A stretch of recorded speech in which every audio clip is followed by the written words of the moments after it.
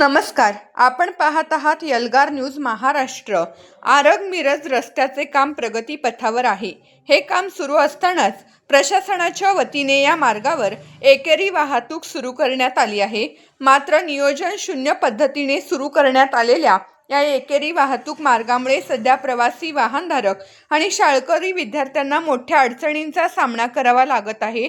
या अरुंद रस्त्यावरून प्रवास करताना वाहनांच्या लांबच लांब रांगा लागत असून परिसरातील जनजीवन विस्कळीत झाले आहे।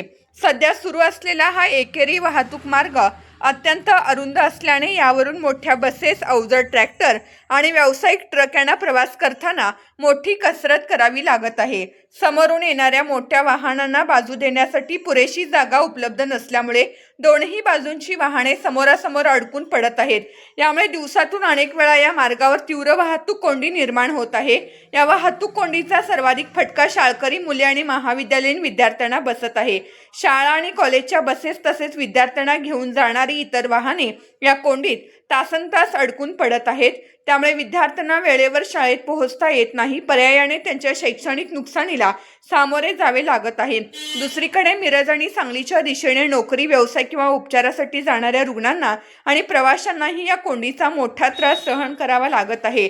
वेळेचा अपव्यय तर होतच आहे, पण त्यासोबत अरुंद रस्त्यावरून वाहने काढताना अपघातांची शक्यता वाढल्याने प्रवाशांचा जीवही धोक्यात सापडला आहे। रस्त्याचे काम लवकरात लवकर पूर्ण होणे गरजेचे असले तरी तोपर्यंत वाहतुकीचे योग्य नियोजन करणे आवश्यक आहे। त्यामुळे संबंधित बांधकाम विभागाने आणि प्रशासनाने या मार्गावर वाहतूक नियोजन, अवजड वाहनांसाठी पर्यायी मार्ग उपलब्ध करून द्यावा आणि रस्त्याचे काम युद्धपातळीवर पूर्ण करून जनतेला दिलासा द्यावा, अशी तीव्र मागणी आरग परिसरातील नागरिक व प्रवाशांमधून केली जात आहे।